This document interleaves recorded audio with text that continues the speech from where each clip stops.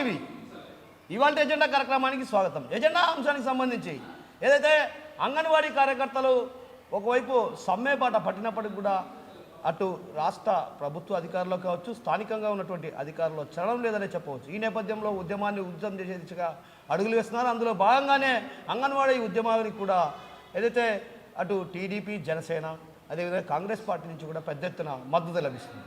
అయితే ఈ నేపథ్యంలో ఈ అంశంపై చర్చించడానికి అసలు వారి సమస్యలేంటి, ఆ సమస్యలకు పరిష్కార మార్గాలు ఉన్నప్పటికీ కూడా ప్రభుత్వం ఎందుకు ఇంత నిర్లక్ష్య వైఖరి అవలంబిస్తుంది అన్నటువంటి విషయం పైన అడిగి తెలుసుకునేందుకు మనతో పాటు అంగన్వాడీ కార్యకర్తలనే అడిగి తెలుసుకునే ప్రయత్నం చేద్దాం. మనతో పాటు ఎవరైతే అంగన్వాడీ కార్యకర్తలకు సంబంధించి యూనియన్ నాయకురాలు లక్ష్మీదేవి, అదేవిధంగా అంజనాదేవి, మరోవైపు ఇటువైపు దీప, కార్మిక సంఘాల నుంచి అటు బాదుల్లా, మన రామ్మోహన్ గారు ఉన్నారు. నమస్కారం అండి అందరికీ. నమస్కారం. అక్క చెప్పండి, అసలు గతంలో కూడా మీరు ఇదే విధంగా ఆందోళన బాట పట్టినప్పటికీ కూడా రాష్ట్ర ప్రభుత్వం మీ సమస్యల పరిష్కారానికి ఓవైపు మొగ్గు చూపని పరిస్థితి, మరోవైపు సమ్మె బాట పట్టి ఇప్పటికీ దాదాపు 5 రోజులు కావస్తున్నా కూడా అటు రాష్ట్ర ప్రభుత్వాలు కావచ్చు, అధికారులు కావచ్చు, ఎందుకు మీ చర్చలు పిలిచడం లేదు? మీ సమస్యల పరిష్కారానికి ఎందుకు అధికారులు మిమ్మల్ని సంప్రదించలేకపోతారు, అంటే మిమ్మల్ని చర్చలకు పిలవలేకపోతారు? కారణాలు ఏంటి అసలు? అంటే మీరు కోరుతున్నటువంటి సమస్యలు అవి ఆర్థిక భారానికి సంబంధించినటువంటి అంశాలుగా భావించవచ్చా? అన్ని ట్రేడ్ యూనియన్ల ఆధ్వర్యంలో అంగన్వాడీ కార్యకర్తలు తమ సమస్యలు పరిష్కరించాలని సమ్మెలోకి వెళ్తున్నామని చెప్పి ముందుగానే నోటీస్ ఇవ్వడం జరిగింది. కానీ ప్రభుత్వంలో ఎలాంటి చలనం లేదు. 11వ తేదీ చర్చలకు పిలిపించినారు, కానీ మేము చెప్పినటువంటి డిమాండ్లలో పరిష్కారం చేయనటువంటి పరిస్థితి ఉంది. అందుకనే మేము 12వ తేదీ నుంచి రాష్ట్ర వ్యాప్తంగా అన్ని సెంటర్లు బంద్ చేసి సమ్మెలో ఉన్నాము. కానీ ప్రభుత్వం మాత్రం మళ్ళీ సమ్మెలోకి వెళ్ళవద్దని చెప్పి మళ్ళీ చర్చలకు పిలవడం జరిగింది నిన్న. కానీ ఆ చర్చలలో మా డిమాండ్లు పరిష్కారం చేస్తామని హామీ ఇవ్వనటువంటి పరిస్థితి. గతంలో ఏ ప్రభుత్వం కూడా ఇంత దుర్మార్గంగా వ్యవహరించలేదు. ఈ వైసీపీ ప్రభుత్వము అంగన్వాడీ సమస్యలు పరిష్కరించాలని, తెలంగాణ కన్నా అదనంగా వేతనాలు ఇవ్వాలని, సుప్రీంకోర్టు తీర్పు ప్రకారం గ్రాట్యుటీ చెల్లించాలని, మినీ వర్కర్స్ మెయిన్ వర్కర్స్గా గుర్తించాలని, హెల్పర్లకు వయో పరిమితి పెంచాలని, ఇంకా తదితర సమస్యలపైన మేము అడుగుతున్నాం ఈ రాష్ట్ర ప్రభుత్వాన్ని. మేమేం గొంతెమ్మ కోరికలు కోరలేదు. మేము చేసే పనికి తెలంగాణ కన్నా అదనంగా వేతనం పెంచాలి. ఇప్పుడున్నటువంటి పరిస్థితుల్లో నిత్యావసర ధరలు విపరీతంగా పెరుగుతున్నటువంటి పరిస్థితి. ఒక పక్క పనిభారం పెరుగుతూ ఉంది. భారతదేశంలో ఎక్కడే కానీ ఎఫ్ఆర్ఎస్ యాప్ లేదు. కానీ మన వైఎస్ఆర్సీపీ ప్రభుత్వము ఎఫ్ఆర్ఎస్ యాప్ పెట్టి అంగన్వాడీ టీచర్లను చాలా మానసికంగా ఇబ్బంది పెడుతుంది. ఈ ఎఫ్ఆర్ఎస్ యాప్ వలన ఎంతమంది దాన్ని అమలు చేస్తారో అంత డబ్బులు ఈ రాష్ట్ర ప్రభుత్వానికి వస్తాయంట. అందుకే ఈ రాష్ట్ర ప్రభుత్వము ఎఫ్ఆర్ఎస్ యాప్ డబ్బుల కోసం పెట్టిందని చెప్పి మేము యూనియన్గా చెప్తున్నటువంటి పరిస్థితి ఈరోజు జరుగుతూ ఉన్నది. అంతేకాదు అంగన్వాడీ వాళ్ళు సమ్మెలేకపోతా ఉంటే అధికారుల చేత, మహిళా పోలీసుల చేత చాలా ఇబ్బంది పెట్టే పరిస్థితి వస్తుంది.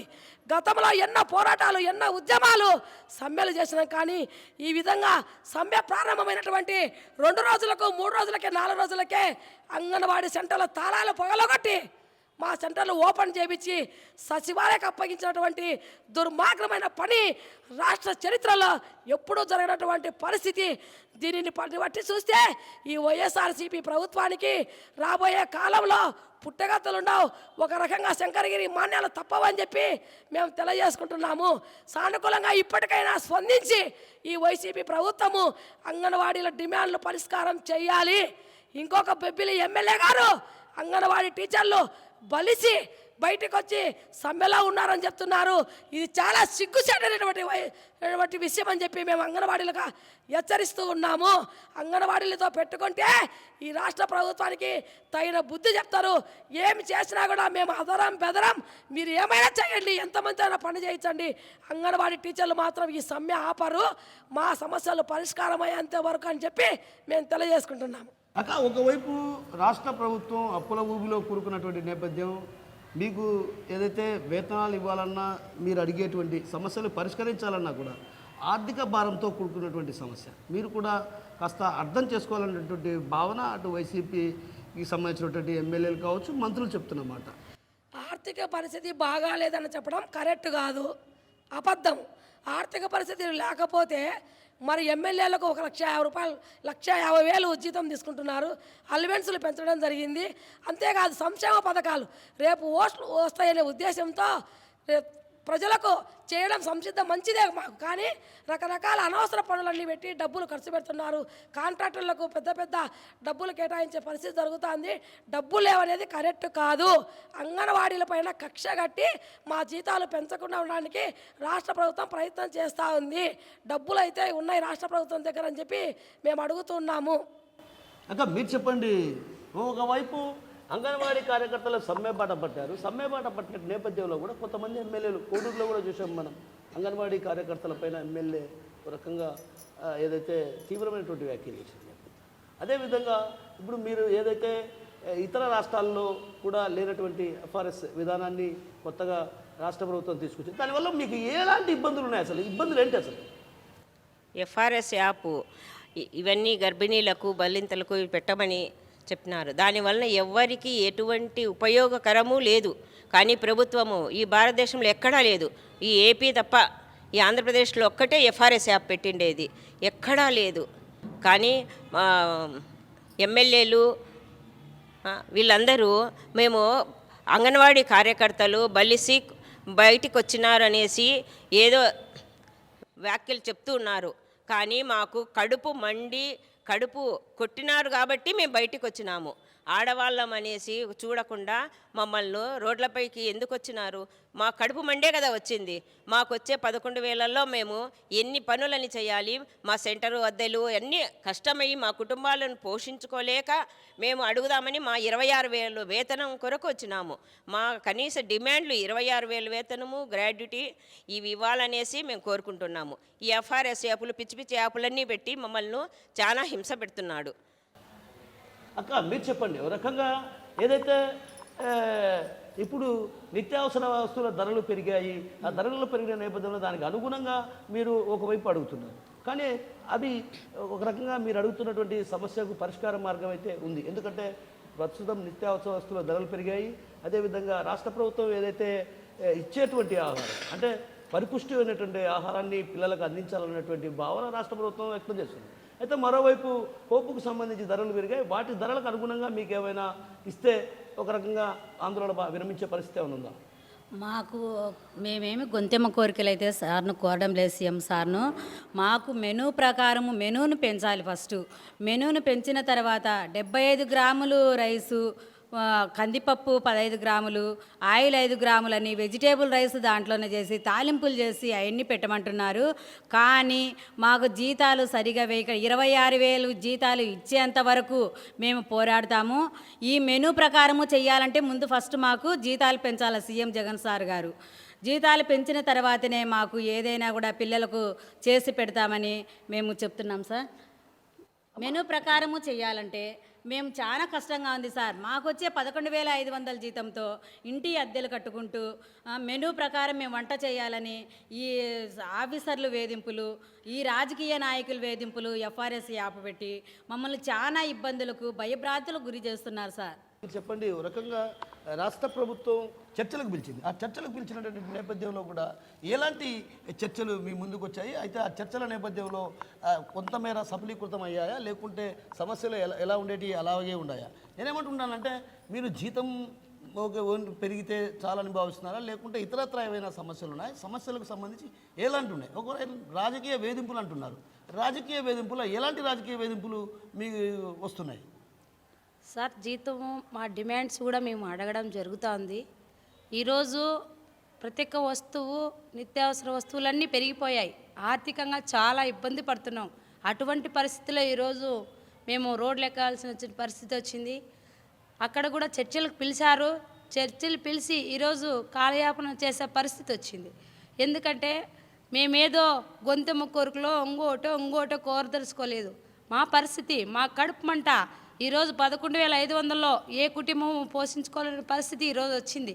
మేము ఆ 11,500లో కూరగాయల బిల్లు, గ్యాస్ బిల్లు అన్నీ తెచ్చి కొన్ని పెట్టి పరిస్థితి చాలా చాలా ఇబ్బందికరమైనటువంటి పరిస్థితిలో ఉన్నాం. ఈ ప్రభుత్వం అర్థం చేసుకోవాలి మా బాధను, మా ఆవేదనని. వీళ్ళు ఇంతమంది మహిళలు బయటకు వచ్చారంటే వాళ్ళ కడుపు బాధ ఎంతుందో అర్థం చేసుకోవాలి. మా బాధలు, మా సమస్యలను, మా డిమాండ్స్ అన్నీ కూడా పరిష్కరించాలి. పరిష్కరిస్తేనే ఈ సమ్మెను మేము విరమించుకుంటాం, లేకపోతే ఉధృతంగా ఈ సమ్మెను కొనసాగిస్తామని కోరుకుంటున్నాను సార్. అమ్మా నేనేమంటున్నానంటే మీకు ఇచ్చే 11,000 చిల్లరలోనే ఈ పోపుకు సంబంధించినటువంటి వాటిని కూడా వెచ్చించాలా? అవును సార్. అవి వేతనంలోనే వేతనం లేదు సార్, అవి పక్కనే ఇస్తారు. కానీ సరిపోదు సార్ వాళ్ళు ఇచ్చేది సరిపోక మేము చేతి నుంచి పట్టుకునే పరిస్థితి వస్తుంది. ఈరోజు 20 మంది పిల్లలంటే 20 రూపాయలు సార్. 20 రూపాయలకి ఏం పోపు సాములు సరిపోతాయి, ఏం కూరగాయలు సరిపోతాయి, ఎలా మేము దాంట్లో సర్ది చేయలేని పరిస్థితి. కాబట్టి ఈరోజు సమ్మెబాట పట్టాల్సి వచ్చింది సార్. అంటే నేనేమంటున్నానంటే ఒక అంగన్వాడీ సెంటర్కు 100 మంది కానీ 150 మంది కానీ ఉన్నప్పుడు ఒక్కొక్కరికి 20 రూపాయలు ఇస్తే అది సరిపోదా? ఒక పిల్లవాడికి, ప్రీ స్కూల్ పిల్లవాడికి 20 రూపాయలకు ఏమొస్తాయి సార్? ఈరోజు ధరలు ఆకాశాన్ని అంటుతున్నాయి. కూరగాయలు 200 కేజీ టమోటాలు పలికే పరిస్థితి వచ్చింది. 100 రూపాయలకు పైనే ఉన్నాయి కానీ లోపు లేని పరిస్థితి ఈరోజు కూరగాయలు. అటువంటి పరిస్థితిలో మేము ఎలా వండి పెట్టాలి? అది 6 నెలలకు, సంవత్సరాల తరబడి బిల్లులు ఇవ్వరు, గ్యాస్ బిల్లులు ఇవ్వరు. ఇలాంటి పరిస్థితుల్లో చాలా ఆర్థికంగా ఇబ్బందులు పడుతున్నాం. కాబట్టే ఈరోజు మేము సమ్మెబాట పట్టాల్సి వచ్చిందని కోరుకుంటున్నాం సార్. ఖచ్చితంగా మా సమస్యలు పరిష్కారం చేయాలి. మా డిమాండ్స్ కూడా మీరు పరిష్కరిస్తేనే మాకు ఇచ్చేటువంటి కూరగాయల బిల్లులు అయితే ఏదైతే ఉన్నాయో, మా జీతం ఒక పిల్లోడికి వచ్చి 1.5 రూపాయన్నర ఇస్తారు, మాకు అవి సరిపోవు. ఈరోజు అవన్నీ కూడా మా జీతంలోనే పెట్టాల్సినటువంటి పరిస్థితి వచ్చింది. అవన్నీ పెట్టి ఈరోజు మేము అప్పుల పాలైపోయి ఇబ్బందుల పాలవుతున్నాము. ఇవన్నీ కూడా మేము చేయాలంటే మాకు తెలంగాణ కన్నా 1,000 రూపాయలు ఎక్కువే పెంచుతామని జగన్ సార్ చెప్పడం జరిగింది.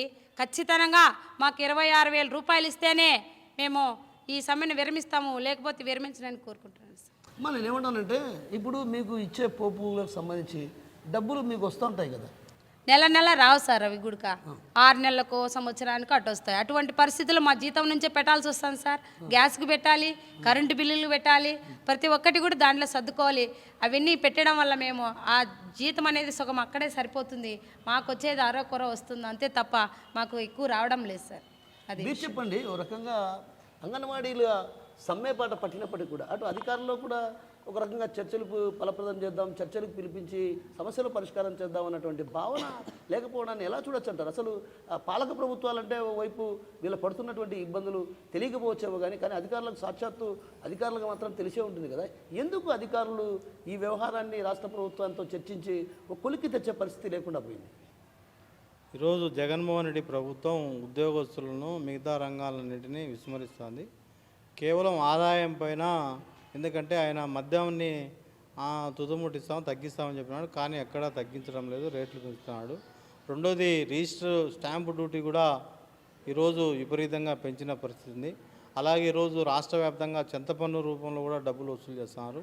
ఈరోజు పైపెచ్చు రాష్ట్ర ఆర్థిక పరిస్థితి బాగలేదంటూనే పరోక్షంగా పెంచాల్సినటువంటి పన్నులన్నింటినీ పెంచినాడు. మరోపక్క కేవలం ఉద్యోగస్తులు వాళ్ళు న్యాయమైనటువంటి చట్టబద్ధంగా రావాల్సినటువంటి అడిగితే కన్నా ఆర్థిక పరిస్థితి బాగలేదంటున్నాడు.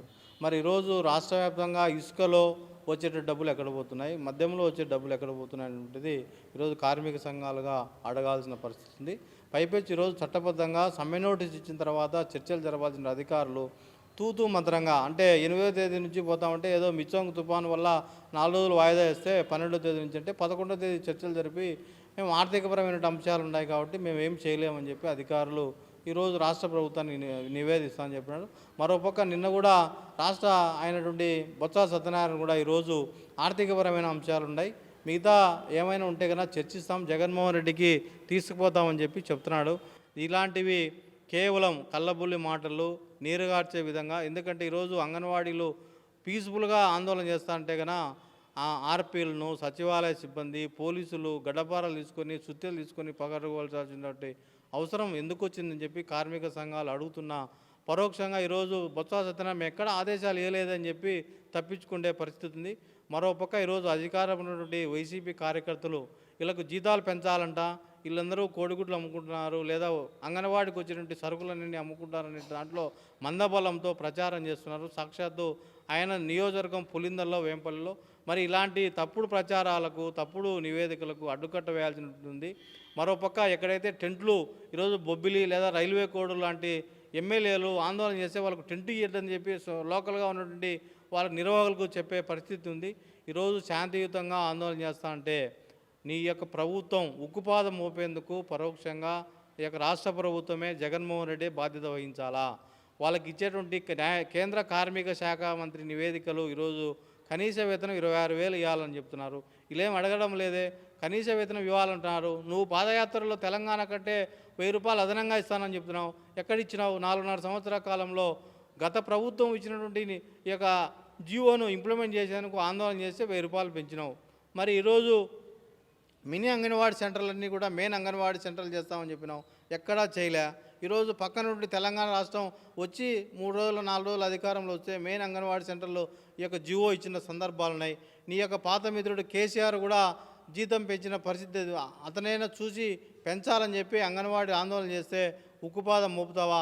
ఈ యొక్క వచ్చే 3-4 నెలల ఎన్నికల్లో ఇలాగే కొనసాగితే రాష్ట్ర వ్యాప్తంగా ఉన్నటువంటి అంగన్వాడీ కార్యకర్తలందరూ నిన్ను ఊరూరా ఇంటింటా ఈ యొక్క మౌత్ పబ్లిసిటీతో ప్రచారం చేసి ఈ యొక్క తిరోగమనం మళ్ళీ అధికారంలోకి రాకుండా పోవడానికి అడ్డుకట్ట వేసేందుకు శాయశక్తుల కృషి చేస్తారని చెప్పి ఇప్పటికైనా మేల్కొని జగన్మోహన్ రెడ్డి ఈ యొక్క న్యాయమైన సమస్యలు పరిష్కరించాలని చెప్పి ఏఐటీసీగా విజ్ఞప్తి చేస్తున్నాం.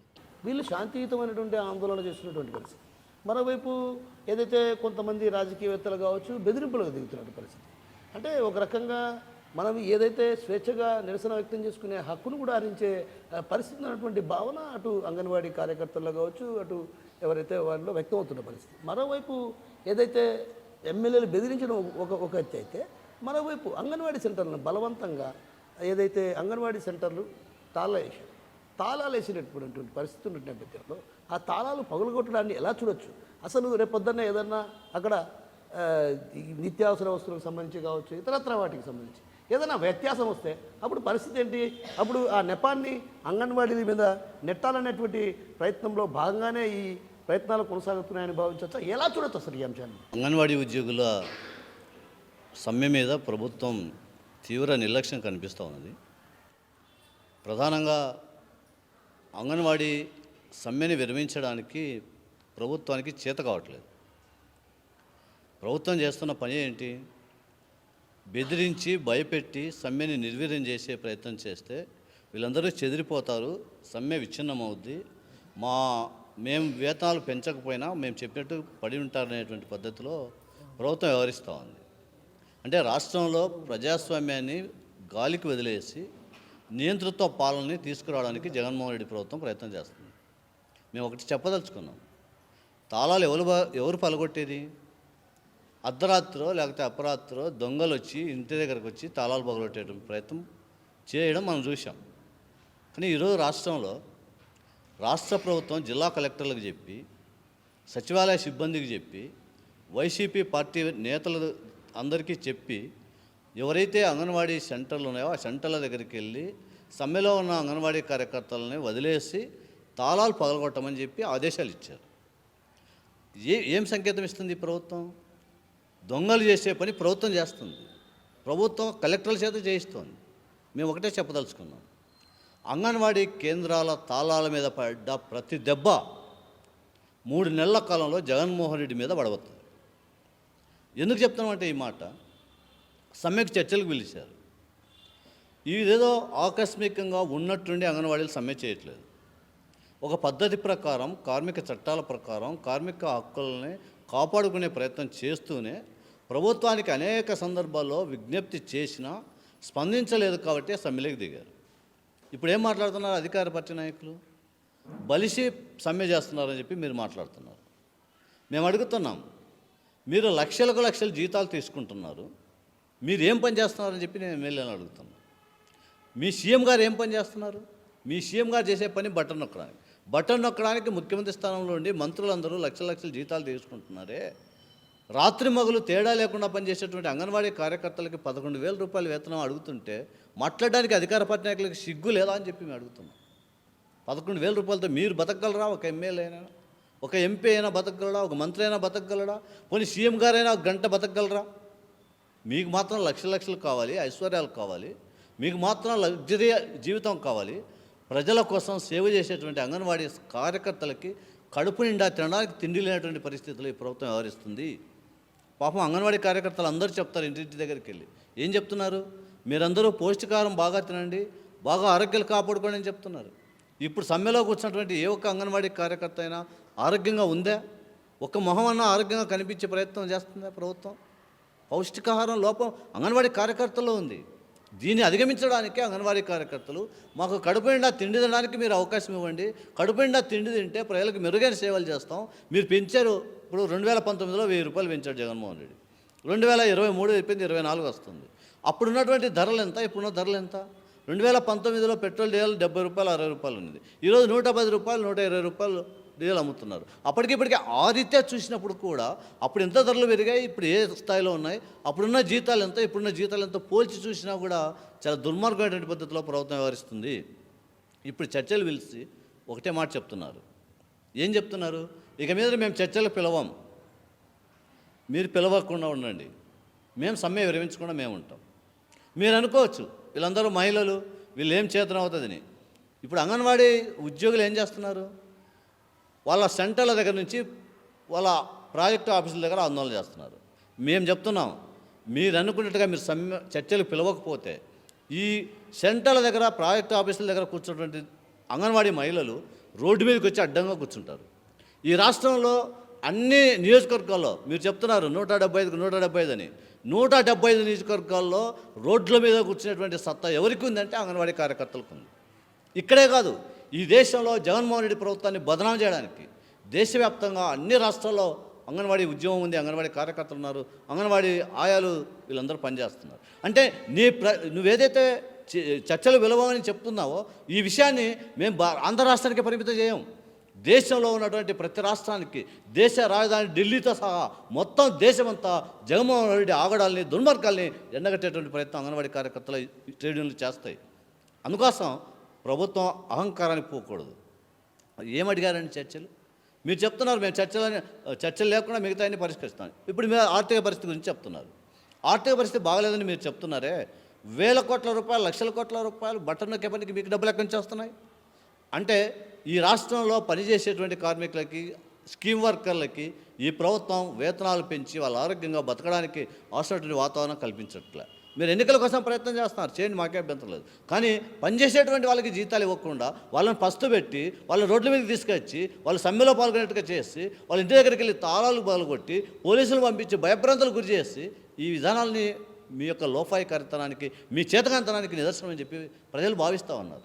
అందుకోసం ప్రభుత్వం బేసిజాలకు పోతే ప్రభుత్వానికే నష్టం. ఏమవుతుందా? మీరు చెప్తున్నారు వేతనాలు పెంచే వరకు మేము వదిలిపెట్టాం, గ్రాట్యుటీ అమలు చేయం, అమలు చేసేంత వరకు మేము వదిలిపెట్టాం, ఇతరత్ర సమస్యలు ఉన్నాయి వాటన్నీ పరిష్కారం చేసేంత వరకు మేము వదిలిపెట్టాం. మీరు అనుకుంటున్నారేమో వీళ్ళందరూ మహిళలు 4 రోజులు అడుచుకొని పోతారు, ఎవరి మద్దతు తెలియజేసినా రోడ్డు మీద నుంచి ఇంటికి పోతారు భయపడి అనుకుంటున్నారేమో. మేము చెప్తున్నాం, అంగన్వాడీ కార్యకర్తలు 1,05,000 మంది ఈ రాష్ట్రంలో ఉంటే వాళ్ళకి మద్దతుగా 10 లక్షల మంది ఉద్యోగులు, కార్మికులు ఉన్నారు. కడప నగరంలోనే 113 డిపార్ట్మెంట్లు ఉన్నాయి. 113 డిపార్ట్మెంట్లో ఉన్నటువంటి ప్రతి ఉద్యోగి అంగన్వాడీ మహిళలు చేసేటువంటి పోరాటానికి ఇది చాలా న్యాయం, ప్రభుత్వం దుర్మార్గంగా వ్యవహరిస్తున్నటువంటి భావన, సంఘీభావం వాళ్ళ వైపు నుంచి అంగన్వాడీ ఉద్యోగులకు వస్తుంది. ఇది ఇంతటితో ఆగదు. కేంద్ర ప్రభుత్వ ఉద్యోగులు ఉన్నారు, రాష్ట్ర ప్రభుత్వ ఉద్యోగులు ఉన్నారు. వీళ్ళందరి శక్తి కూడా చాలకపోతే అంతిమంగా రాజకీయ పార్టీలు కూడా పెద్ద ఎత్తున వాళ్ళకి సహకారం ఇచ్చాయి. ఈ సహకారంతో ఈ ఉద్యమం మరింత తీవ్రతరం అవుతుంది తప్ప, ఉద్యమం అణచివేసే ప్రయత్నాలు చేసినా దాన్ని ప్రతిఘటిస్తాం తప్ప మేము వెనుకడుగేసే సమస్య లేదని చెప్తున్నాం. ఏమడిగామండి? న్యాయమైనటువంటి కోరికలు అడుగుతుంటే మీ మంత్రులు మాట్లాడుతున్నారు, మీ ఎమ్మెల్యేలు మాట్లాడుతున్నారు. ఎంత దుర్మార్గం అండి అసలు. కాబట్టి అంగన్వాడీ వాళ్ళకి చాలా పోరాట చరిత్ర ఉంది. మీరు అనుకుంటున్నారేమో నేను అణచివేస్తే అణిగిపోతుంది, ప్రభుత్వ ఉద్యోగులందరూ ఉపాధ్యాయులు విజయవాడలో పెద్ద ఎత్తున ర్యాలీ చేస్తే వాళ్ళని కిరాతకంగా హింసిస్తున్నాను నేను, కాబట్టి వాళ్ళు భయపడిపోయారని మీరు అనుకోవచ్చు. ఇక్కడ ఉన్నది అంగన్వాడీ ఉద్యోగులు. అంగన్వాడీ ఉద్యోగుల పోరాటం తెలుసు. ఒకవైపు లాఠీలు వస్తున్నాయి, ఒకవైపు బాష్పాయాలు వస్తున్నాయి, ఇంకొక వైపు తూటాలు వస్తున్నాయి. ఈ మూడింటిని లెక్క చేయకుండా చంటి బిడ్డని సంకన పెట్టుకుని పెద్ద ఎత్తున ప్రజాక్షేత్రంలోకి పోయి మా వేతాలు, మా సమస్యలు పరిష్కారం చేసే వరకు వెనకడుగు వేయమని చెప్పి వర్షంలో తడుచుకుంటూ పోరాడినటువంటి చరిత్ర అంగన్వాడీలకు ఉంది. కాబట్టి జగన్మోహన్ రెడ్డి గారు మీరు గుర్తుపెట్టుకోండి, ఎవరితో అయినా పెట్టుకోండి, సమస్య లేదు. అంగన్వాడీ కార్యకర్తలతో మీరు పెట్టుకుంటే మీరు 3 నెలల్లో ఇళ్ళకి పోయి ఇడుపులపాయలో వ్యవసాయ క్షేత్రంలో మీరు ఉండాల్సినటువంటి పరిస్థితి వస్తుంది. కాబట్టి మీరు వ్యవసాయ క్షేత్రానికి వెళ్ళి ఇడుపులపాయలో ఉంటారో మళ్ళీ రావాలనుకుంటే అంగన్వాడీ కార్యకర్తలకి 26,000 రూపాయల వేతనం అమలు చేస్తారో మీరే నిర్ణయించుకోవాలి. మీకు మీ ప్రభుత్వానికి ఒక సవాల్ చేస్తున్నాం. అంగన్వాడీ కార్యకర్తలు ట్రేడ్ యూనియన్లు వెనక్కి తగ్గవు, మీరే తగ్గాలి, తగ్గి చర్చలకు పిలవాలి. గతంలో చాలామంది ఇట్లాగే చెప్పారు, మేము పెంచము అన్నటువంటి వాళ్ళందరూ కూడా దిగి వచ్చి పెంచే చరిత్ర ఉంది. నీకు కొత్త ఏమో, ఎందుకంటే జనాల్ని అడిగడిగి నువ్వు అధికారానికి తీసుకున్నావు. నేనందరూ నమ్మారు, అంగన్వాడీ కార్యకర్తలు బాగా నమ్మారు. తెలంగాణ కంటే వేతనం పెంచుతామని చెప్పి ఆశించారు. కానీ ఆచరణలో నువ్వేమీ అమలు చేయట్లేదు. నీ నియంత్రణతో పోకడలకి స్వస్తి చెప్పే రోజు రాకముందే అంగన్వాడీ కార్యకర్తలతో యూనియన్లతో సంప్రదింపులు జరిపి వాళ్ళు ఏ మేరకు అడిగారో దాంట్లో నువ్వు ఏ మేరకు చేయగలవో శాంతియుత పద్ధతిలో పరిష్కారం చేయాలి తప్ప నియంత్రణతో పోకడలు పనికిరావనేటువంటిది మేము స్పష్టంగా చెప్పదలుచుకున్నాం. అంగన్వాడీ కార్యకర్తల సమస్యల పరిష్కారం కోసం ఒకవైపు శాంతియుతంగా ఆందోళన చేస్తుంటే అణిచివేసేందుకు రాజకీయవేత్తలు కావచ్చు, అదేవిధంగా అధికార యంత్రాంగం కూడా ప్రయత్నాలు కొనసాగిస్తుంది. అయితే ఏదైతే రాష్ట్ర ప్రభుత్వం అనుసరిస్తున్న విధానాన్ని తిప్పికొట్టడానికి అంగన్వాడీ కార్యకర్తలకు అండగా ఇతర ఏదైతే డిపార్ట్మెంట్కి సంబంధించినటువంటి వారి మద్దతు కూడా ఉంది. రాబోయే రోజుల్లో నీరు కావచ్చు, అదేవిధంగా పారిశుద్ధ్య కార్మికులకు సంబంధించి పారిశుద్ధ్య కార్మికుల మద్దతు కూడా ఉంటుంది. ఆ తరుణంలో రాష్ట్రంలో ప్రజలు ఇబ్బందులు పడే పరిస్థితికి ప్రధాన కారణం జగన్మోహన్ రెడ్డి అవుతారు. ఇప్పటికైనా జగన్మోహన్ రెడ్డి గారు పునరాలోచించుకోవాలి. మళ్ళీ అధికారంలోకి రావాలని ఆశిస్తారా, లేకుంటే ఇడుపులపాయలో బస్ చేసేందుకు సిద్ధమవుతున్నటువంటి విషయాన్ని ఆయనే తేల్చుకోవాలనేటువంటి విషయాన్ని మనతో పట్టినటువంటి వక్తలు చెప్తున్నారు. ఇది వాళ్ళ జన కార్యక్రమం. రేపు మరో జనతో మీ ముందుకు వస్తాం. మరిన్ని వీడియోస్ కోసం ఛానల్ ని సబ్స్క్రైబ్ చేయండి. లేటెస్ట్ అప్డేట్స్ కోసం వాట్సాప్ ఛానల్ ని ఫాలో చేయండి. అండ్ లింక్ డిస్క్రిప్షన్ లో ఉంది.